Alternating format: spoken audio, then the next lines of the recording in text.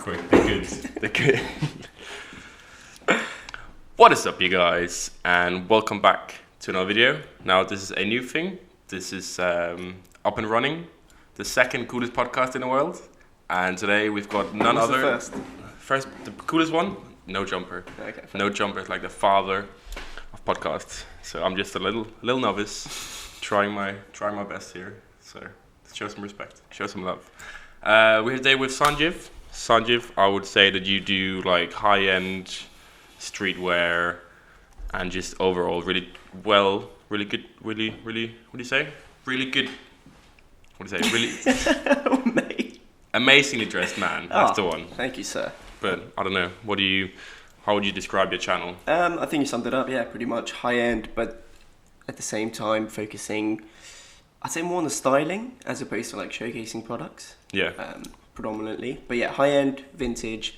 Every now and again, I might dip my toes into streetwear, but I let it to more renowned people. Yeah, I did see you wore a Supreme hat in mate, your video yesterday. I've had that for time, and then people were ripping into me. I was like, fucking shut the People fuck. are like, yeah, fuck you, mixing your shirts with Supreme Yeah. hats. Okay, so we're allowed to swear, yeah? Yeah, Yeah. Go ahead. Nah, I'm not making money on this anyways. Fuck ad revenue. But yeah, so now what made you like start doing YouTube? Because you're kind of one of the YouTubers who's been around for a really long time, at least compared to the newer ones, I'd say. For me, when I started, Jacob Keller was just... Do you know Jacob Keller? Yeah. So he was someone that I kind of watched for a long time. He was heavily into the streetwear scene. And so what I've always said was there were people covering streetwear, and then there were people covering high-end, but the high-end ones were often like the really polished sort of GQ, Mr. Porter. Yeah. Just content creators that didn't really... you couldn't relate to because it was just so high.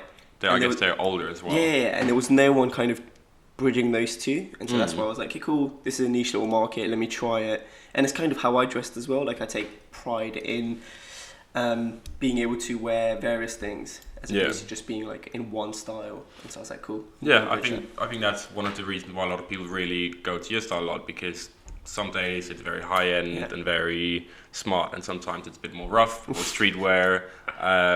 But there's always this thing around boots. Yeah. For Sangiev, boots it seemed like boots is like I know, but I didn't wear boots today. I don't know if the camera's going to pick that up. Today Sangiev went for the Vans. Welcome. I'm on a Magnus running show, so... Sponsored. Thank you, Vans. Nah, Sanj is probably the guy who pulls off boots the best. At least that I know. Not to like lick your ass too much. Thank you, mate. Hey, you're getting pretty ham right now. 3 fingers to scoop it all up. But now, when did you like... how come you suddenly just went for the boots? Is it... Well, I don't know, man. Even when I was going to school, I really liked boots, and I think it might stem down to the fact... Stem down? Does that even make sense? It might come down to the fact that I've been on the shorter side, and although, like, it's funny to think, oh, you wear boots for height, like, maybe that's where it started from. You gain about an inch, maybe 2 inches. I'm about 5'8", and at school I was even shorter, so I started wearing boots back in school. And then I've always liked the way it looks compared to shoes. Yeah, no, definitely. I get the whole height thing. I've always been like a low top guy. Only recently I bought a pair of Jordans, and even that is like, it's getting a bit high. But I don't know. I feel like you just have to buy the first pair of boots or the first high top, and then slowly you'll just 100%, wear it 100%. every day. I think the same thing happens when you kind of go away from like skinny jeans more into straight jeans, straight trousers. So I think it's just like a natural progression. For sure. Do you remember the first time you wore skinny jeans? Or were you one of those kids that always wore skinny jeans? I don't know. I probably wore skinny jeans like when I was in primary school, secondary school. Okay. But then when it came to like GCSE years, so when you're like 15, 16, always straight trousers. Dickies, Wrangler, Levi's, like the straight cuts. Okay. I was never, I don't know, it's just like, I don't like stuff hugging my legs. Yeah. Always just like straight trousers. Fair. More comfortable. That's why I get a lot of hate, you know. School shooter trousers, granddad, because of every... that shit.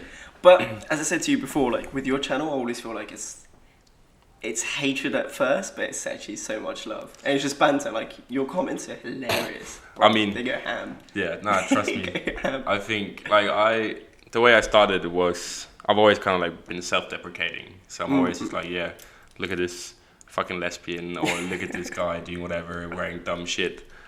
Sometimes it gets a bit too much, like with the comments, but I think you just need to stop caring. At some point, well, when I started out, I was very into the comments, and I was very aware of what being said. But now for me, the comments is like, if it's good, if they say good shit, then thank you. If it's bad shit, then fuck you. You know. Pretty much. It's my channel. But fair. I definitely think I've set myself up on the whole hate train. It's true. That's your style, though. It works for you. It's worked for you anyway. It's still I hope so, at least. Yeah, but I think the funny thing is when you look back on your channel, it doesn't seem like you've changed that much. Obviously, you probably think you've changed a lot yourself, but I think from viewers' point, it's still very much boots and very much shirts. So yeah. Is it because you've kind of found your personal style and you're very comfortable in it, or is it's more that you kind of shy away from all the trends, maybe? It's more because of like what I believe in. Like this has like the potential to come across as really obnoxious, and I don't mean it in that way. But the reason why I don't go towards like trend-driven or like high street stores is because of, you could say, ethical reasons, but also like there's so much feeding into it.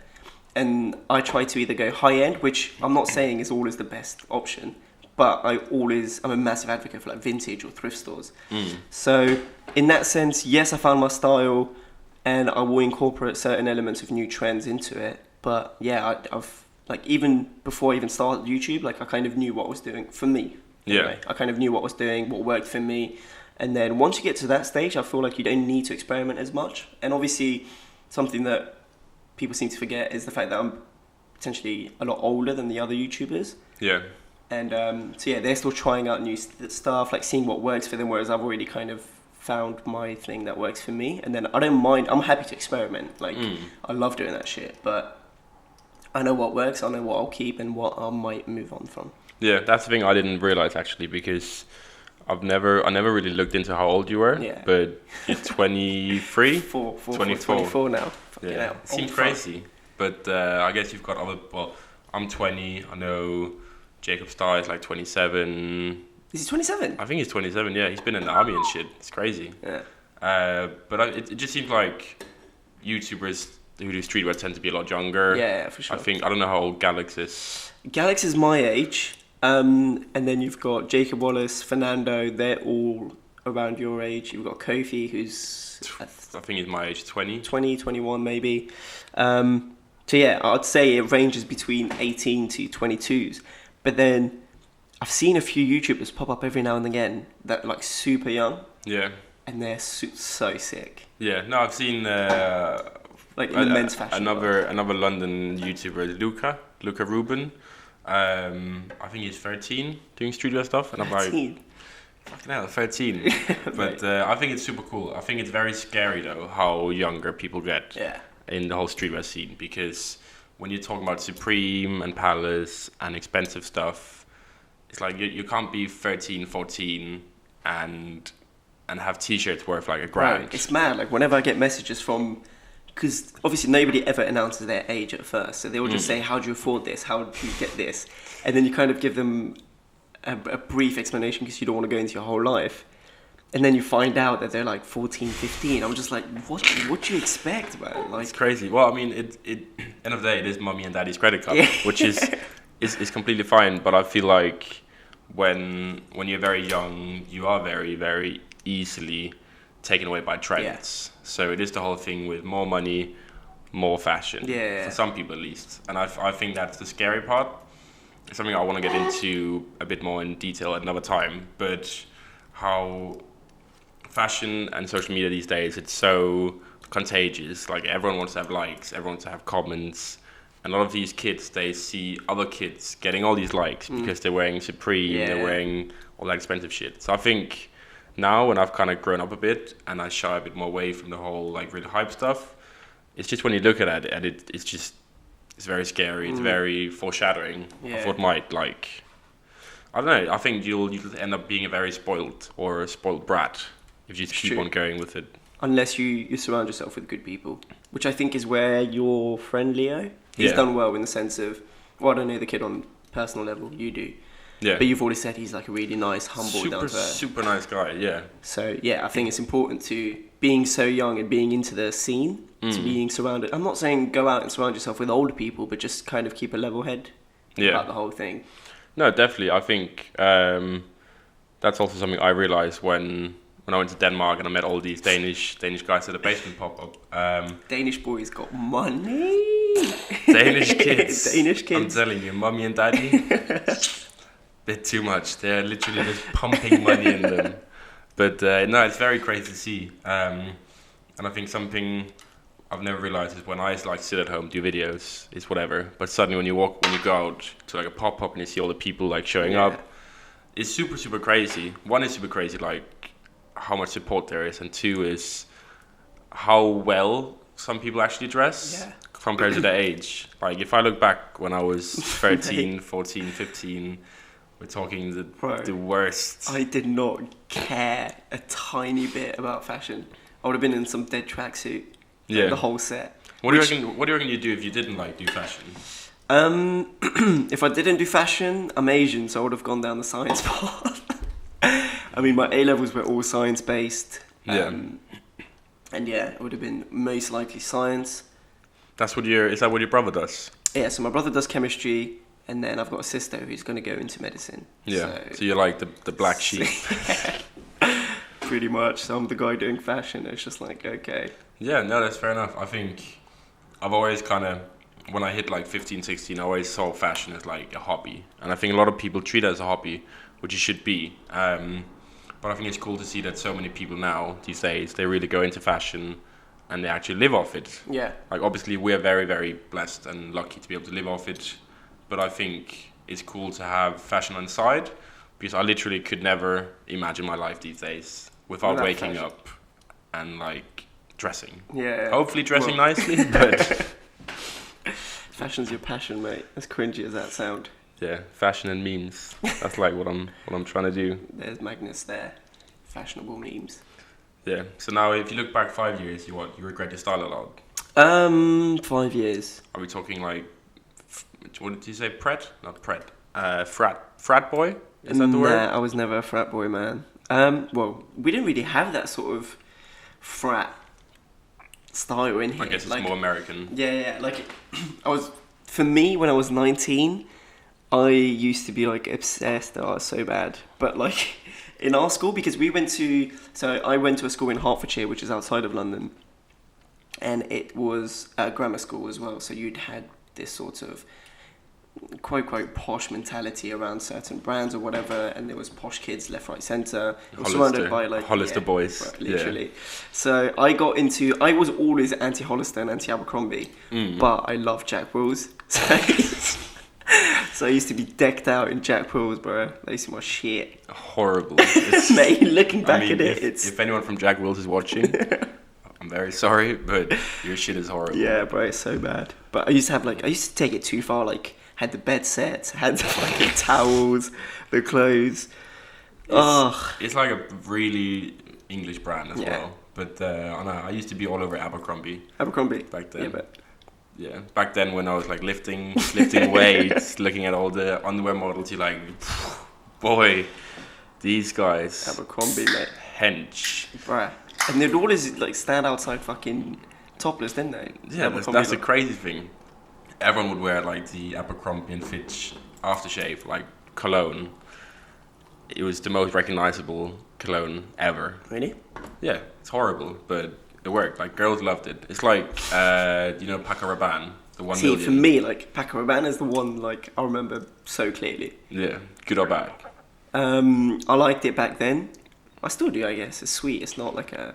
I think now it's just like the whole nostalgia, like nostalgia surrounding it. You're like, 100%. You're right. Wearing that and my Abercrombie jeans and my button-up shirt didn't work. Mate, it must have worked wonders for you back then. What, the Great Dane? Ploughing through the fields. Pulling girls left, right, centre, mate. Not quite. My mom is watching, so no. I can't speak too loud. But okay, we'll keep it down. Yeah. So, how about 5 years in the future? 5 years in the future, big question. Still boots? Still boots. Most likely, man. Boots will probably be my thing for life. I mean, don't get me wrong, I do like sneakers, especially now. Like it's weird because growing up, I never had boots. So up until the age of 16, I didn't touch boots. I was only in trainers. Even growing up in France, I was always in trainers. So it's weird how my obsession with boots like started. I do go through my phase of like wearing just trainers, but it's never like a constant thing. No. Whereas I feel like boots, and that's probably why I do stick with boots. You could wear the same boots for like 10 years. You can't. There's very few trainers that will stand the test of time for 10 years. Quality-wise at least as well. Quality-wise, yeah. But then saying that, there are people that wear the same shit all the time, so respect to those. Yeah, no, I really like... I feel really bad because I'll wear a pair of shoes like once or twice and I'll be like, time to get a new pair of shoes. It's horrible. It's too big time, mate. That's what happens. Yeah, that's the thing. I mean, I personally, I changed my style way too quickly. Like, I'll look back, even half a year, I was wearing hoodies every day, really, really dark colours. Yeah, but would you say that's more of a uni thing? Like, because you don't really dress up for uni. No, I dressed up fully. I didn't give a fuck. Really? Everyone at uni were like, Magnus, why are you wearing that? Like, shut the fuck up. I'd rock up because when I started uni, I'd done the skinhead, so I was like completely shaved. So I had just half a year of no pussy, half a year of not getting laid, half a year of just me looking really... Did shaved head not work for you? Mate, it does wonders for most people. Yeah, if you live in London, that's the thing. I lived in like a fairly posh area, so everyone must thought you were like a racist prick. The thing is, at Reading University, everyone kind of does business or real estate. Okay. So they're all like trust fund kids, gotcha, coming with like loads of money, and they're like, ooh, Ralph Lauren shirts, Hermes love bracelets, whatever. And I'm here with like cargo trousers, skinned head. Swag, mate, swag. So yeah, that was a funny year, but I don't know. I look back and some of the stuff I wore back then, I wouldn't really wear now. Like what? So what would you not touch? I think wearing hoodies every fucking day was something I used to do, but maybe that's more like seasonal based. I don't know. I can't even pinpoint something, actually. Maybe it's a bad example, but yeah, I don't know. I just feel like my style has been changing a lot recently. And I think I'm still very young in that sense, in fashion, that I'm always trying these new things, trying all that. So I think that's where I can't wait to grow up, because then I can spend more money on my wardrobe and kind of have it for a longer time. Yeah. Because now I've still got that whole fast fashion where I wear a sweatshirt 3 times and I'll get bored of it, get a new one. Yeah. So I think that's a shame, and I think that's something I advocate a lot, or I try to with people who watch, but something which I might not be as good at myself. Which is what, to keep, as in to keep, and as opposed to keep cycle stuff through. Yeah, exactly. Yeah, man, I agree. But I do think it's important to be able to like try new things though. So that's a good thing in my books. And this is where my argument with fast fashion versus high end, obviously it comes down to whether you have that sort of disposable income. But if like you're someone that swaps out a sweatshirt every 3 months or whatever, fair enough, you can go high street because then it won't cost that much. But if you shop smart, then you could potentially buy an item, wear it 3 or 4 times or however many, resell it, get most of your money back, if not more, depending on the piece, and then you have money to play with, as opposed to just throwing money down the drain. Yeah, throwing money at H&M or ASOS. Yeah. But I think that's the thing. A lot of people like look at you as well, because you've got a very enviable wardrobe, and you never tend to spend retail on stuff. Yeah, that's the thing, because you've got all the plugs. That's got the plugs. But no, it's good because it's good until you find something you actually want for retail, because you'll be like, actually I don't want to pay retail. I only want to pay discounts. No, it's so bad. Like when we went shopping, I was telling you, in the sense of like, I genuinely don't. It's not that I don't like going shopping, because I enjoy the experience, but I always think twice about spending my money. And to me it's perfectly normal, but to others it's like, you've got jackets that are worth like whatever amount, like an ungodly amount, and then you'll you're like thinking twice about spending this much on a jumper. Like, where's your thought process? And to me, it goes back to like having the right access to the right people that can kind of help me out. And I'm a big like advocate of like smart shopping. So Yeah. shop during the sales. Just hold off it, and then if it's meant to be, it's meant to be. If you can afford to splash out and get a piece while it's still in season, then go for it. But for the most part, man, you can find whatever. Yeah, I think one of the biggest questions I get, or the question I get asked most, is where do you shop in the sales, or how do you buy your stuff for less than retail? And it's like, as blunt as it sounds, if you dress very mainstream, sale is never going to be for you. Yeah. If you don't want to experiment, sale is never for you. Yeah. Like, the stuff I buy on sale is usually the stuff no one else wants to buy, and that's the reason why it's on sale. Yeah. So I'll go to Mr. Porter, which is typically blazers, like smarter stuff. They've got contemporary as well, but the people who shop Mr. Porter have a lot of money. Yeah. They would never buy a pair of like super wide leg trousers, True. which is why they're in 80% sale. So if you have the balls or the courage to kind of splash out in the sales and buy some more experimental stuff, I think everyone can kind of build a really, really good wardrobe. But of course, it requires you taking that step. Yeah, 100%. And experimenting. Agreed. What's your best, your favorite online retailer? If you had to choose one. I'd say I'd probably go to LNCC. Really? For all my stuff, yeah. Really? Yeah, LNCC. Fair enough. I haven't heard many people say that. If anyone say that. They've always got like low-key brands. There's always really good sales. They've got the craziest store in London. Yeah, the store is sick. Fucking beautiful. The store is sick. But again, like I was having this conversation with my boys, they focus more on like the experience as opposed to the, obviously they showcase the products really well, but you legit walk in there, you feel like it's a museum or some shit, like an art gallery. Which I love, yeah. So it's definitely, if you're in London, go check it out. Or if you want to visit London, go check it out. Yeah, I think it's like slightly outside London, but it's super, super nice. It's always like a really good trip. Yeah. But I'd probably never buy anything from LNTC at full price. I always wait for the sales. Yeah. That's the thing. But how about you?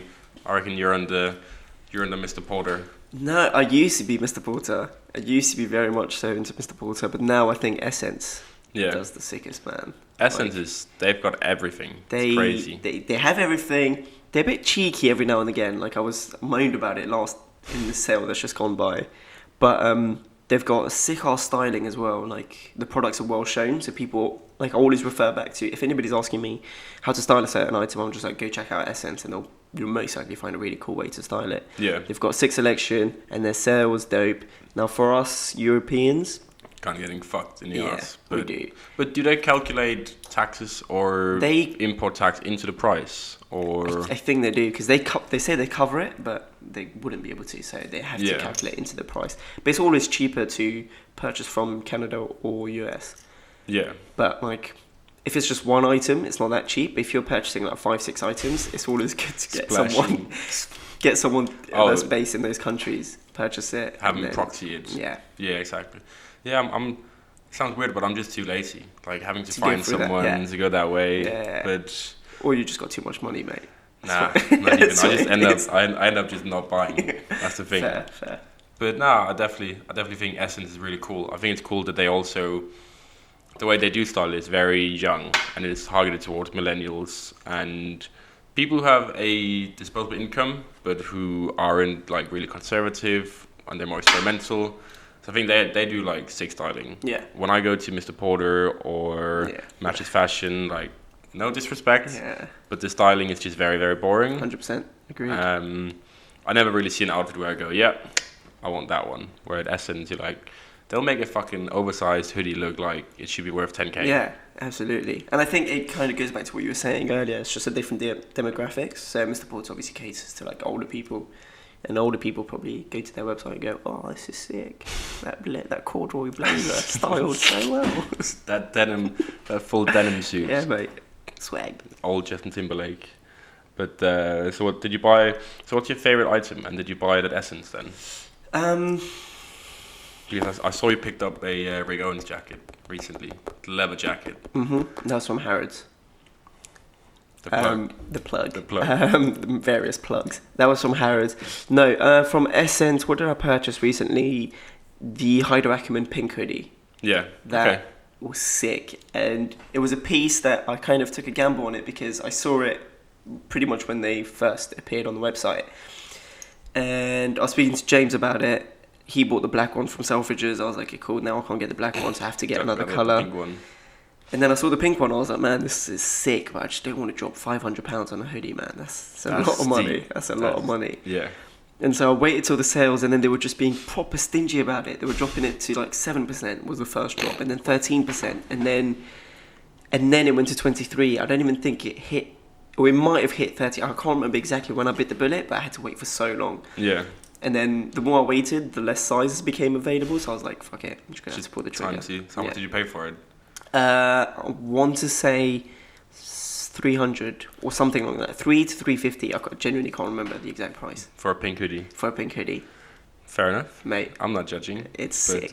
No, it looks sick. It's one with the red lining. Yeah. Red stitching. Yeah. I'm gonna go turn it off and on the camera. It's been 30 minutes already. Yeah. Damn. 26. Yeah, suck on that, boy. So what happens normally? Does it just cancel the recording? Yeah, so it stops recording, and then I only realized today. So basically, if I don't go up and then turn it on again, then it just stops. So we just have audio and no video. Dead. Yeah. So good job, Sony. Good job, Magnus, for remembering. Good job for me being best podcast host in the world. Mate, you're killing it. Genuinely, the setup is sick. Like, for someone that set it up within how long did it take you? I mean, the thing is, I've had microphones, I've had this sound mixer, just been lying in the back for like the past 2 months. So I just had to like man up, set everything up, and just buy some boom arms. Is there anyone we can shout out for free sponsors? I fucking wish. Everything. Shout it's out out of my own pocket, but Sennheiser. If you're watching, new microphones, please. No, I think it's for now. It's just like a budget setup, but mate, I like it. It's calm. It's very. I don't know. I'm impressed. I'm impressed by myself. But this whole audio thing is fucking tricky. But now, back to like YouTube stuff. Who do you like watch on YouTube? Apart from me, obviously. Apart from you, are we talking fashion? Or are we talking just everyone? Could be literally anything. Like, I watch a lot of YouTubers, so in regards to, but then there's a lot that I just fell off. Someone that I will always anxiously wait until he uploads would be like Casey Neistat, for example, which I know is very fucking... Very, I don't know. Everyone says Casey Neistat. Very 2016. Very 2016. Man, like, the guy's just so good, like... I'm drawn towards creativity, so if anybody does something sick but also does it in an unconventional way, I'm just like, smashed it. Like, I love that shit. And so he's someone that I'll watch a lot.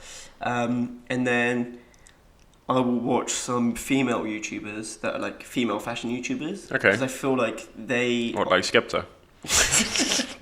So I feel like they do YouTube a lot better than us boys. Because we're like very... I don't want to say we're confined, but I feel like we're very safe. Like, nobody really does many, like, quote-unquote experimental shit. And I feel like girls just take it that step further. In terms of editing, or whether it might be content ideas or whatever. And obviously it's easier for them because they've got a wider reach. More often, they've got a wider bigger reach. Audience, usually, But it's always interesting to see, okay, what could work for me, what I could implement. And then I see, obviously, all the fashion YouTubers who you got... Should I just list them out? Go ahead. So we've got the Americans. You've got Avery, Gear Towards Gear, Jacob Wallace, Fernando. I'm going to miss people out. Jacob Starr. There's going to be one guy. He's going to be salty. Like, fuck you, Sanj. Unknown Vlogs, Robert Verdugo, Frugal Aesthetics, Payday Pickups, which are like... I do like UK ones because I feel like there aren't that many. Yeah, no, I agree. I think... It seems like in the UK, there's like one covering each sector in a way. Yeah. So you tend to cover high-end stuff. Kofi on a blog tends to do more like London streetwear, like vlogging day to day. You've got Joel that covers like... Joel Gallix. He does like I love Joel, but he's Yeah. very.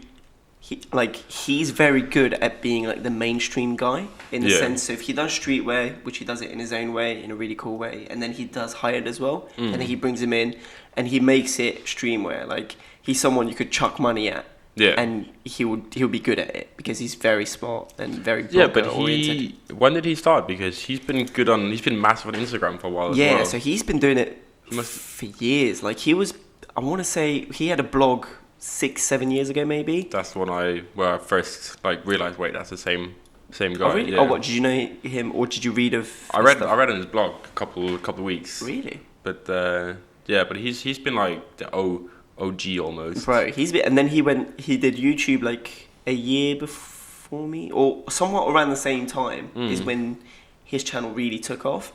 And he's been at it ever since. And then Instagram, I think he's been doing it for years. But his growth on YouTube is probably the quickest out of all of them. Yeah. Yeah.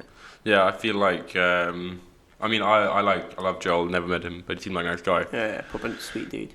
Only thing I gotta say is those fucking skinny jeans. I can't. Mate, I he can't wears get, like mad skinny. I mean, mad skinny. the reason why I don't like I love skinny jeans on really really skinny guys. Yeah. Because it looks sick when you've got skinny jeans, but they don't actually touch Yeah, your legs. yeah. If I wear skinny jeans, I'm telling you, my fucking legs.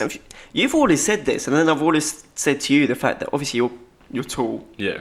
You've got like model physique, right? Fuck you, Magnus. You've got model physique, so surely I'm sure skinny jeans would look sick on you. I mean, As long as they're not like stretch skinny. No, I did that eBay challenge. Oh yeah. And I felt so uncomfortable wearing those, even just Levi's 511. 511s. Yeah, and they're not even that skinny. They're like slim tapered. Yeah. I was wearing them, and people in the comments like, "Oh, this outfit is so much better. You look good in skinny jeans. You should fuck your straight trousers." I'm like, guys, I can literally see my dick in my jeans. It can never work. But I think definitely you've covered pretty much all the YouTubers. Hold on. I feel like let me just go. You Frugal. can talk. You can carry on talking. I'm just gonna think. Okay, yeah. No, I think one of the YouTubers I've watched the longest time is probably Avery. Yeah. Avery is like the guy back then. I probably watched Avery for a year now. I'm a bit sad I never really got to watch men's streetwear when Luca was doing it. Luca Fresco. Yeah, he's sick as well. He's someone who, like, I've never met the guy, so I can't say anything from a personal point of view, but the content was so good, and then he kind of took it extreme right or extreme left, however you wish to define it, and then it became more about the filmmaking as opposed to the fashion, which I respect because I think he wants to become like an actor director. I could imagine, yeah. So in that sense, fair play, but yeah. Yeah, I mean, I guess the way he got really big back then was by doing stuff like hair and skincare. Mate, that's where hair people rolling in that money, mate, on YouTube. Hair and makeup. I need to change my fuck this streetwear. Innit? I'm going. Fuck the fashion. I'm going hair and makeup. But no, I think that's also something he hated though. Yeah. Because he was very confined in that space, I feel like, and he only got lots of views if he did hair stuff, or like skincare routine or whatever, like men's. And I think a lot of his audience were predominantly younger girls who saw him as being just super like a really attractive. good-looking dude. You get that exactly. shit, so. Mate, I'm telling you, 97% are guys in the comments calling me a dickhead. 13-year-olds going. You can't say that. I said you can swear. Oh, I'm sorry. You can't just diss my audience like that. Damn. It's fine. But yeah, in regards to what you just said about the hair things, there's a lot of YouTubers that are in that box though. So I don't know have you ever heard of a guy called Anthony DeLuca? Yeah. From Canada. I've seen him comment on your stuff a couple of times. Yeah. And then Gentleman's Cove. Never heard of him. So they're both like big YouTubers, right? And Yeah. I think Anthony's on like 200, maybe 300k, and Jen's Cove is on like 300 plus k. Peasants. But again, it's the same issue where they openly speak about it as well. Like they want to be more fashion oriented, but because they fell into this trap of doing hair for, I don't know whether they did it for views, but like or to grow their channel initially. That's where their views come from. Yeah. And for example, like taking Anthony DeLuca, he started an entirely new channel purely to do fashion, which Yeah. I respect because I think that's a good choice because it's gonna sound like I'm like sucking my own dick or blowing my own trumpet, but I've got pretty good skin. Yeah. And I've got so many people going like, oh, what's your skincare routine? Do a skincare routine. And it's like, I do fashion, streetwear, and sometimes memes. So for me, suddenly to like do skincare or do like hair, it'd just be very, very out of place. Do you not feel like it ties in to a certain extent? I think obviously I can always give good advice, like drink water, don't eat McDonald's, but I'm not at a point where I know enough about dermatology to actually teach people. So the only thing I can say is I've just been lucky. I don't have any like hormone breakouts or anything. So in that sense, I'm not eating fucking vegan shit and drinking water every day. I'm just thinking about what I eat essentially. But I think that's kind of a point where you're confined in another way maybe because you've kind of got the whole high end stuff. Yeah. And arguably it's a very, very small market compared to mainstream. 100%, yeah. So for you to suddenly go, we talked about this last time, for you to go Supreme Spring Summer 17 review, I think you'd just get shut down. Mate, I'd get fucking bollocked by my viewers, but also like anyone that's into Supreme. Like, and this kind of goes with what I also believe in, and there's a lot of content creators, there's a lot of YouTubers, sick, fair play. What I find bothering, or what I found that bothers me, is when people are out there, but they don't know what they're talking about. And that shit pisses me off. And I'm not even trying to be a hater here. That's like, oh no, we're the only ones that can do it. No, absolutely not. If you know what you're talking about, please, by all means, share it. Yeah. What I find is a lot of people don't know what they're talking about, or they don't live it. Like, they don't, like, imagine me. Like, don't get me wrong, I love streetwear, but I don't know it half as much as you or Kofi or someone like that might do. Do you know when Supreme was founded? 1984? No, that's the book. It's the book. 1984, George Orwell. There's a book. Kidding. I mean, that joke just went completely. I was like, oh shit. I'm getting 1994. 1994. That's the one. That's the one. Fuck. But no, I agree. I think Supreme is a very easy topic. It's a very easy topic to talk about, and it's very easy to like criticize it and pretend like you know everything. But I think the more years we get into Supreme age, like the more years we get above 2015, I'd say, the less people actually know. So we've got these OG heads who've been into it since like year 2000. I've been into it since 2015 maybe. I know probably a fraction of what they know. That's why when I say stuff, I always try to like base it on what I think of the clothes instead of what I think I believe. Yeah. Because I know fuck all about Rick Owens. I'm not going to make a video saying this is this. Yeah. Like exactly. I know. You can state your opinion. Yeah, exactly. But you wouldn't be able to state facts. Nah. So what do you think of Supreme? Which I agree. Supreme, I like it. Yeah, no, genuinely, there's some designs that I like, and if we're talking about the most obvious here, like for example the box logo, we had this discussion. It's good and it's iconic, but then obviously because so many people, it's the association with it that I'm not too keen on, which is a really bad way to look at anything. It's something that I'm trying to get away from, but it's just so hard. Like if I see not the wrong kind of people, but not people that I would associate myself with wearing certain things, that's immediately going to turn me off that brand. Yeah. And so for that reason, there's a lot of Supreme that I wouldn't wear purely because by wearing Supreme, you will be this. Do you know what I mean? No, definitely. And I agree as well. I think I'm from the same area where you don't like the Supreme lifestyle necessarily, or the people who, I don't know, sorry. It's very hard to explain without sounding like you're a massive dickhead. Yeah. But I don't like the idea of queuing for Supreme for 5 hours to buy something, and I don't like the idea that kids young as 13 do it. Yeah. So often like I'll never say I hate Supreme because that would be lying, but I hate what comes with it sometimes. Okay, I feel you. And Yeah, I think me being around it for the last 3 years have kind of put me off seeing people growing into it and wearing Supreme in a way which I think is it's not that I think it looks super bad, but I just think it's doing more brand status than clothes. Yeah. Essentially. But I do think some of the pieces are sick and they can be styled so well. Like, genuinely, if you give me a box logo, I would probably wear the shit out of it because it is a cool design. Yeah. And I think it can be styled really well. I'm gonna take that. So next time we do a video, it's gonna be 5 ways to wear a box logo. Yeah. But I would never pay the absurd amount people pay, and that's where I think we both. Well, I could be wrong. I'm gonna make an assumption here, where we both come from in regards to our quote quote dislike towards the mentality of how much people are willing to spend for it. Yeah. I mean, like I'm always very open about Supreme when I talk about it. I think you should be.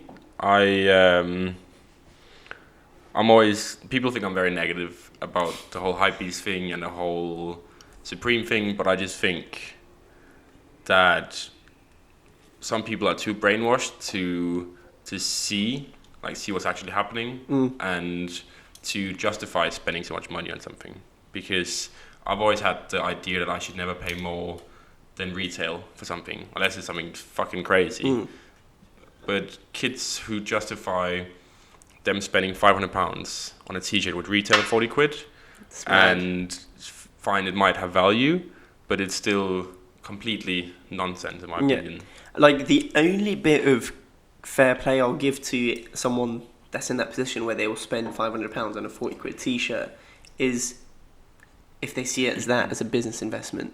Yeah. Which is, I know that's like a very sharp turn to what the whole thing is, but if they know that by holding onto it in extremely good condition, like sealed or whatever the shit they do, and then in 2 years be able to flip it for like £1,000, I'll be like, fair play. That's cool. That's like, I can appreciate that.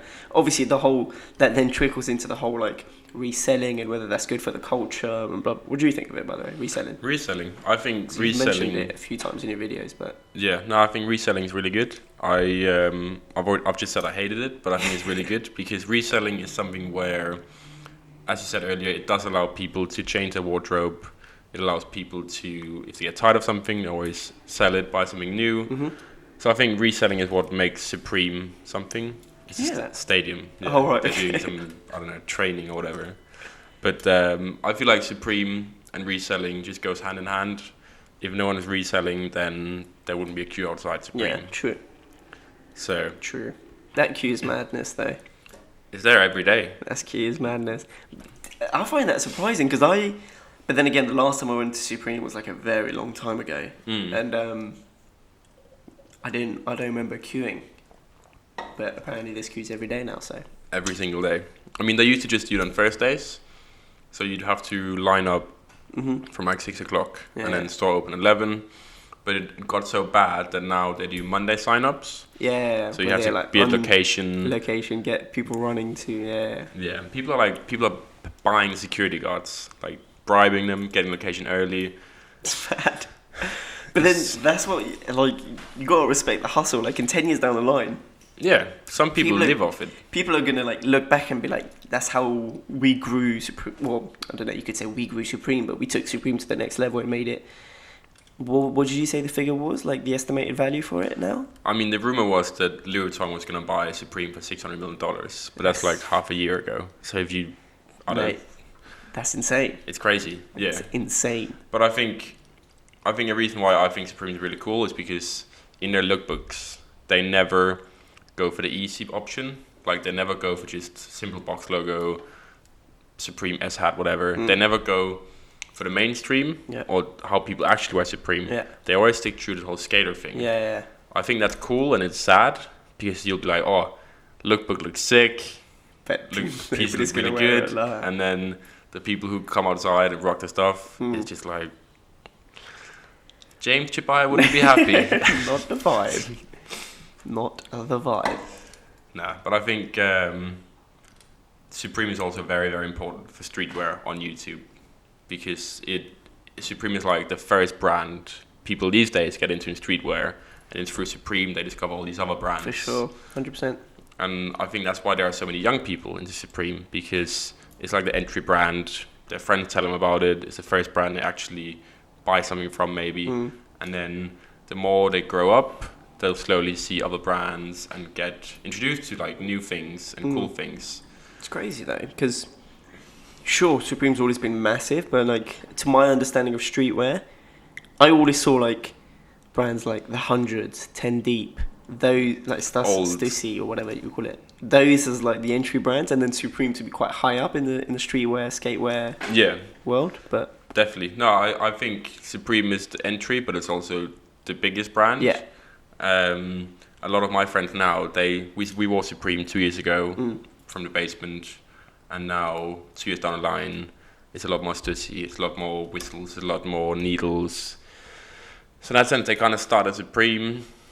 When they get tired of box logos, or they get tired of seeing the same people in the queue every day, they'll find a new brand and something. Do you think there will be a brand that will ever be able to overcome Supreme? I have no idea. Maybe running brands. It's a good question. I mean, there's always going to be a Supreme of different things. Like you've got in drinks, Coca-Cola is arguably the Supreme of drinks. You've got Red Bull is arguably the drink of energy drinks. Same with Apple, arguably the Supreme of phones. Yeah. Unless you're an Android. Fuck Android. Mate, fuck Android. You're going to get the 8, by the way. Yeah, probably, yeah. Yeah, of course. No, it's because I'm on a contract, so after 11 months I can just change my phone for a new one. Okay, fair. So, it's always like that. New iPhone, you want to have the newest one. Fucking hell. Apparently it's just... I've got a 7 Plus as well to compensate, so... Yeah, no, I mean the 7 Plus is good. At first, when you like buy it, it looks fucking massive. Mate. And then now, if someone gives me like an iPhone 4 or 5, it's like, where do I put this? Right, when my friend gave me because me and my friend, so I got the iPhone 7 initially, he got the 7 Plus. We got the same contract, so around the same time. He played around on the 7 Plus, and then his hands are too small for it, so he started aching or some bullshit like that. Yeah. So we swapped phones.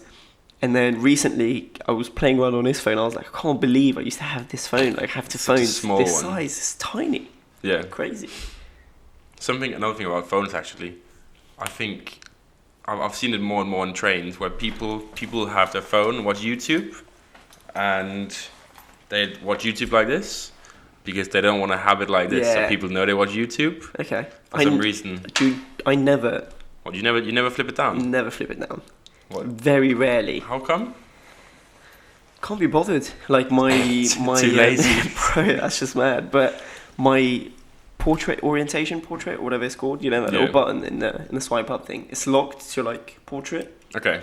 So you can't really. I can't be bothered to like swipe up, unlock it, and make it full screen. I don't watch. I watch a lot of YouTube, like when I'm home. So on my laptop, computer. On the phone, I'll be if it is at home, then I'll watch it, but not when I'm out. Yeah, no, that's fair enough. But yeah, I kind of went away from fashion there.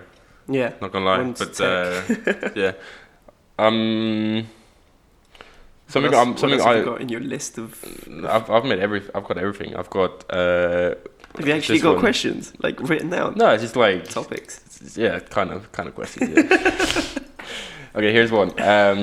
So who do you look up to, like, style-wise? Because obviously some people look up to A$AP Rocky, some people look up to Rick Owens. I don't know who'd want to do that, but... Mate, Rick's the god. Rick is...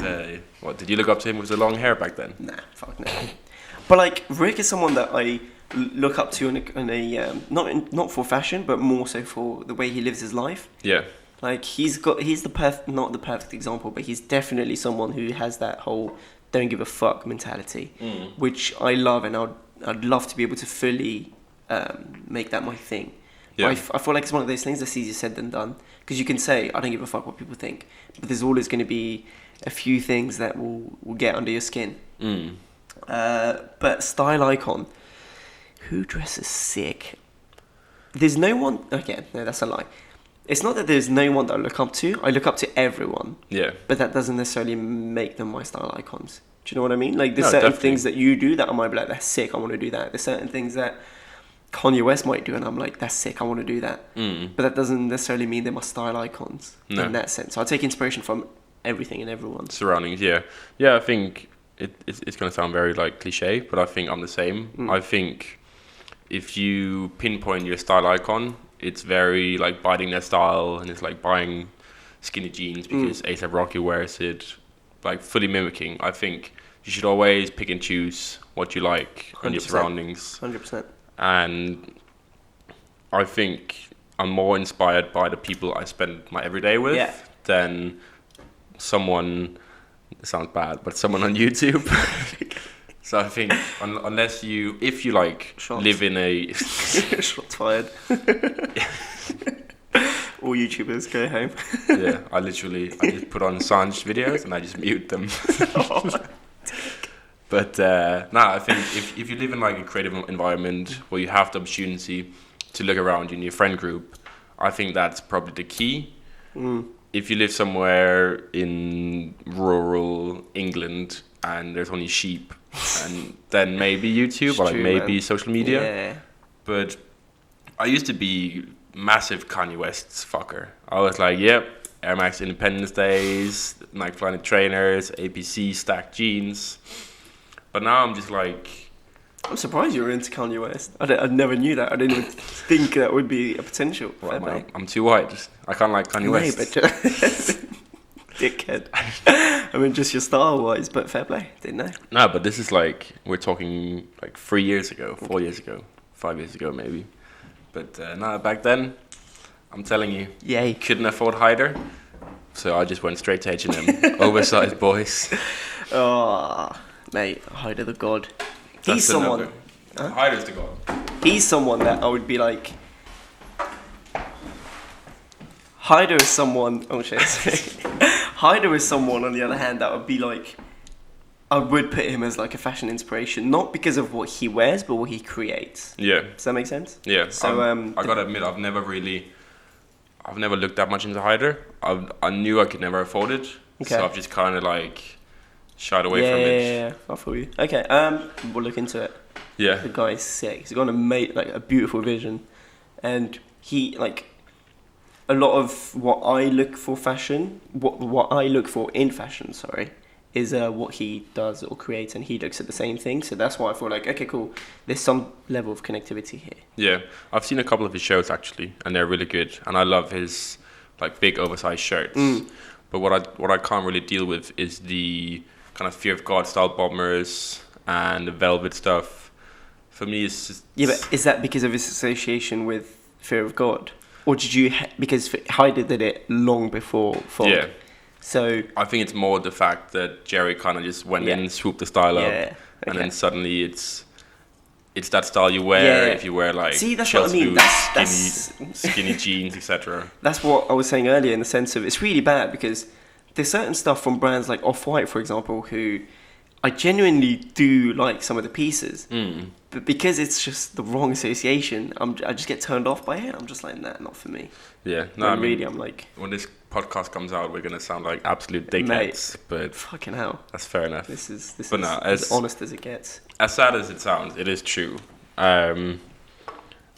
It's very much association, and same thing. I love Virgil's vision. I love a lot of the stuff he does, but when I see that white on the back and the skinny jeans and Air Max 97s, whatever, I'm just like, is this what Virgil wants? I think obviously you've got things which are cash cows, so you make a lot of money on like t-shirts, and then you can spend more money doing bombers and taking more risks.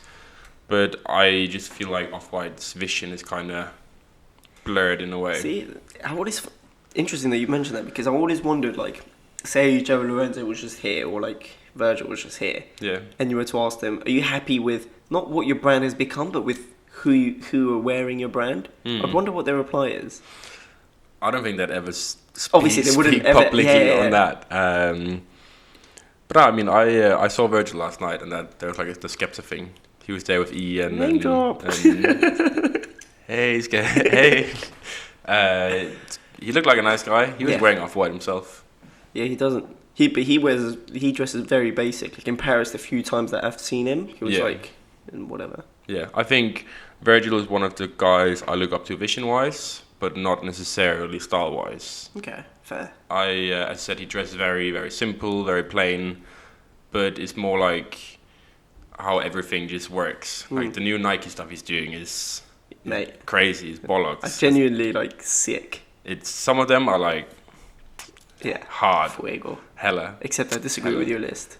What, my list? Yeah. Yeah. No, that's okay. We can. But no, I think people like Virgil, Kanye, Ian, Lucas Sabat, they're people who they've shaped the whole fashion game. A lot of people, I feel like they talk shit about Ian, but they don't realize that one of the big reasons why men's streetwear and fashion is so big on Instagram is because of Ian. Yeah. Like Ian started out on Tumblr, I think. That's where he got all his followers and all his clout. Took it to Instagram, and now the whole idea of like an Instagram model as a guy or streetwear model as a guy is kind of down to him. And I think a lot of people they bash his style or who he is. I'm sure he's done some fucked up things, but who hasn't? I mean, I haven't done that much dumb shit yet. Yeah, they've done some pretty dumb shit, but like, yeah, those guys are like, because I think I saw your video in regards to like fashion inspiration or like drawing. Is it inspiration or personal style or whatever? You did a video in regards to something like that. Getting you mentioned, inspired in fashion, something like that. And then you mentioned Lucas Sabat, who, by the way, dresses sick. Like, he's someone that, again, I wouldn't say fashion inspiration, but that kid can dress. Like, he's sick. And for someone to do it at such a young age, he's like 20, 19. I think he's 19, yeah. Bro, I mean... That's mad. He's on another level. That is mad. He's the reason why I wear Tom Sachs. Oh, right, pretty much. Yeah, he wore them, I was like... Boy, I need me some straight trousers and Tom Sachs, and I'm good. But that's the thing, like, he's got a lot of pieces, or I have a lot of pieces than he has, and he has a lot of pieces than I have. So there's a lot of, like, comparison every now and again. Like, I scroll through Facebook, and then, like, you know that Balenciaga trousers that we both have? Yeah, the check ones, yeah. And it's like, oh, who wore them best? I'm just like, for fuck's sake. Like, Sancho Luca. Don't put me in that same category at the moment. Kid's got mad clout, so he's obviously going to overcome me. He's going to win. I love, like, he seems really nice as well. That's one of the main things. I've never met him. I'd love to meet him, but the way he acts, in public eye at least, he seems very nice. He might be a dickhead in real life, but I couldn't speak on it. Yeah. But do you reckon he pays for stuff, or do you reckon he just gets free shit? I'm sure he pays, but I'm sure he gets free shit as well. Yeah. Which is just crazy. Again, like, it's a different topic. But I was talking to my friends, and there's various levels of this whole, like, rich gets richer, poor gets poorer type thing. And obviously that's like a big assumption. But, hear me out. You get people that buy certain clothes, right? And then you get people that get sent those clothes for free. Yeah. And then you get the next level of people, which is they get sent the clothes for free and they get paid to wear the clothes. Yeah. Sometimes I'm just like, yo, what the fuck? Like, how? No, but that's very... It's weird to say it's very normal. Yeah, it is normal. It is crazy. Normal. You can get put on stuff that's something that's called a... What's it called? It's called a retainer. Mm-hmm. Retainer. Yeah. So let's say Reebok comes to me and says, yo, Magnus, we love your style. We want you to wear Reebok for the next 6 months. Would you do it if only it was Reebok? Mate, if they have the good checks, if I suddenly start wearing Reeboks everywhere, then you know Reebok, they're paying my rent. They're plugging hard. But I think that's a crazy thing that they'll actually pay people to only wear Reebok for like half a year. And I'm telling you, when you get to the big numbers on social media, crazy money. Like Kendall Jenner, probably $10 million just to wear. Is it Puma she's doing? Or she's doing Adidas? Kendall, I don't know. Yeah. I don't know. I know that they did do Puma. Didn't they all go to Adidas afterwards? Potentially, yeah. But yeah, Adidas, they're throwing money. Yeah, mate. They are all the big names. Think crazy. of the money they're making as well now. Yeah, exactly. Yeah. What do you reckon? Which shoe do you reckon Adidas makes the most on? Like, what do you reckon? That's their bank, almost their bank shoe. Thing is, though, with Adidas, I would still say their soccer shoe, like their football soccer. Who the fuck am I? Their football shoes it's probably where like low key they make the most money on.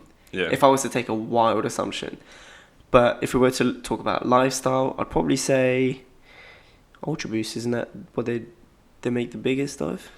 Do you know the answer to this? I don't know the concrete answer. I think Ultra Boost definitely up there, but I think what happens when we're in like street, maybe Stan Smiths, but when we're in streetwear, we look at stuff that's really popular. Yeah.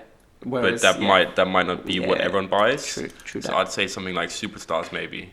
Yeah, would probably. make a lot of money. I've heard for Nike, if someone says Nike, I'll be like Air Force or something like that, because that's what we see all the time. But in reality, it's called the Nike Air Monarch. Yeah, the Avery shoes. Proper, Avery like proper granddad shoe. Yeah. Apparently, that's what they're making the most on.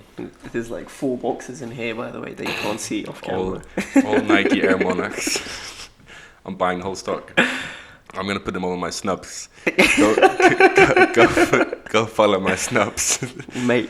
What is this whole snubs thing? I think I saw the email in my inbox. What about snubs? About snubs. It kind of goes, and I'm going to be brutally honest here. It kind of goes back to my video in regards to when I was like working with snubs.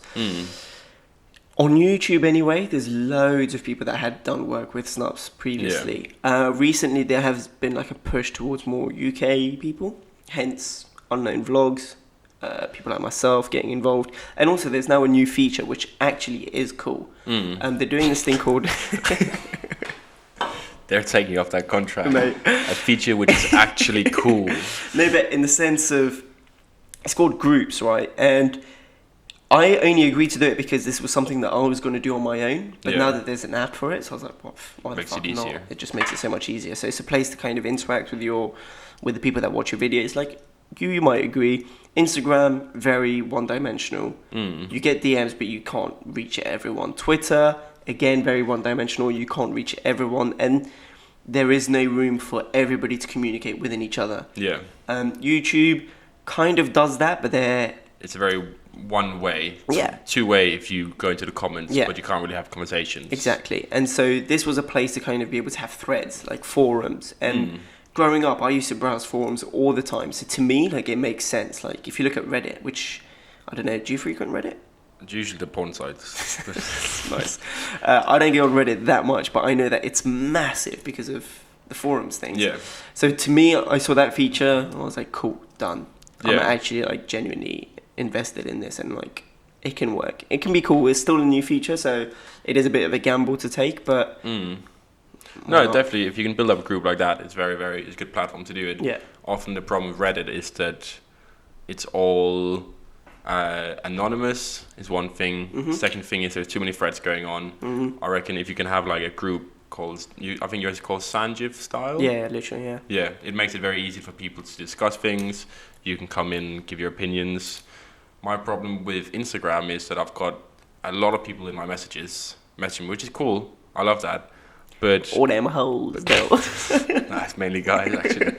But if I had to reply to everyone all the time, I would literally sit on my phone the whole day and just reply to stuff. You're such a dick. It's something I should probably get better at it, like replying to people.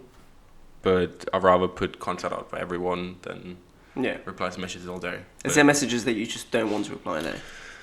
Obviously, sometimes. Yeah. I get a lot of shit in my messages. Stuff like lesbian, dumb shit, fuck you, Danish cunt. So, nothing new, but still good experience. But now, the reason why I had a very bad impression of snubs was because Richie Lee... Yeah, see, those guys... Richie Lee, he made the baitest video I've ever seen. He's like, oh... this is going in my snubs. Yeah, like see, showing all I feel the sneakers like, off. Again, Richie Lee is a very different target audience to me. So he's doing his own thing, and like fair play. I do watch his videos because I think some of them are funny, especially when he's with his friends, like Pretty Rico Hype Talk, I think it's called something like that. But like it's YouTubers like that kind of turned me off snubs. Like sure, they brought it to the masses, and if you look at their groups now on snubs, they've got loads of members. Yeah, but. It's guys like that initially made me go, I feel like if I associate myself with the app now, I'm going to be put in that same box as those guys. Yeah. Which is why, even when I do mention snubs, I try to do it in a way that's not like, go check it out, go check it out, go check it out, go check it out. And that's the thing, like, we were having this conversation with regards to, like, sponsored content. People seem to think, and I can see why they think that, but people seem to think that because you're doing a sponsored content, you're promoting something that you don't believe in, or that you're selling out. And it's often, most of the time, not the case. Obviously, you do get a few people that might do it, but people love, I'd even go as far as to say that as soon as they know, or they get a hint that something is sponsored, they just cut it off. Yeah. Yeah. They go towards like a negative. That's what I do, not gonna lie. Yeah. Like Okay, cool, perfect. So what's your thought process behind it though? So why do you think... I think that the second there is a monetary beneficial gain in something you're doing, unless you've got like a really good, what do you call when you've got like good moral standard, then you'll automatically make yourself like the product more, or like try to let people on and be like, yeah, this product's sick. The second someone is paid to do it, I as a viewer feel like, is this the money that's talking, or is it because they actually love the shirt? Do you not feel that the person, obviously, again, it goes back to how good of a person the guy is. Yeah. Do you not feel like they wouldn't have done it if they didn't believe in it? Definitely, but I think, as I said, Money it comes down to the person, and money does talk. I mean, when I watch your stuff, I don't feel like I'm getting really led on, but maybe you're very good at disguising it. Snubs, I'm telling you. Sangiev, he's moving to London soon, and it's all because of snubs. Yeah, man, snubs paying for that shit, boy. No, I'm joking. I wish they were. But no, I think that's a fine line, and some people are really good at doing it, and I think some people are very bad at doing it. In my opinion, anything which has anything to do with discount codes is a big no-no for me, because that's where you get paid according to how many you sell instead of a fixed rate.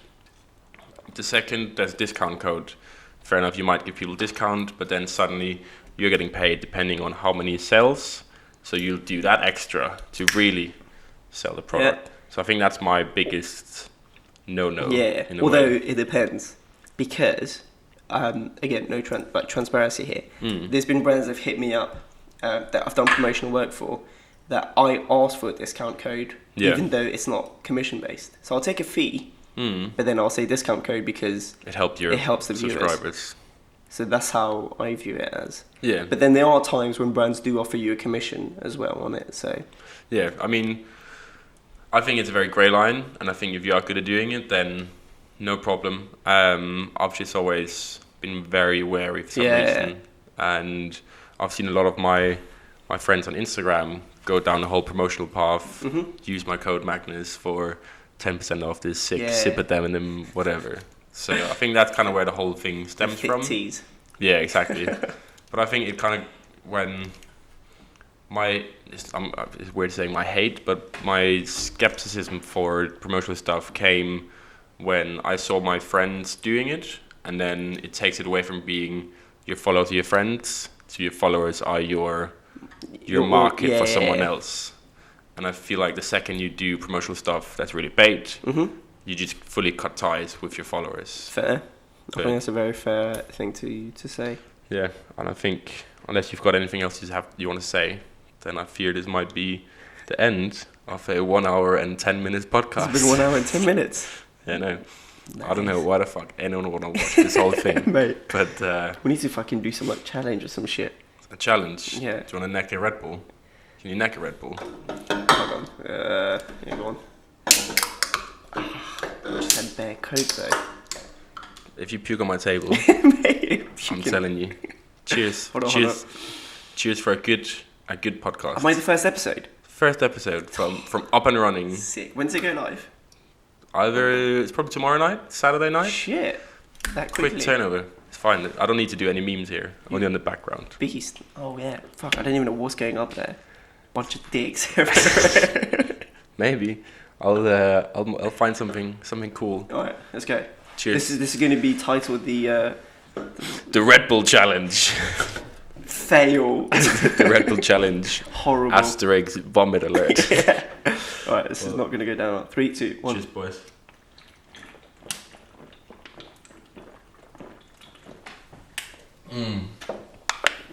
No, I failed that. Thank you very much for watching. and I'll see you very soon. Don't forget to check out Sangiev YouTube. Oh, thank you. And Instagram and Snaps. Join the Sangiev lifestyle and have a good day. Thank you, bro. Thank you for having me. What do I want to say to your audience? Did you just conclude the video and I'm just still talking? Nah, go ahead. Nah, keep killing it. I think, as I said to you before, like anybody that drives away from the Hypebeast machine is going to be a friend of mine, so do your thing. By the way, I actually finished it though. I didn't finish it. No, I failed. Bitch. Done. But yeah, treat Sangiev with respect. Don't go tell him to fuck himself. And just be nice. Thank you, boys. Peace. Smashed it. How do I stop it?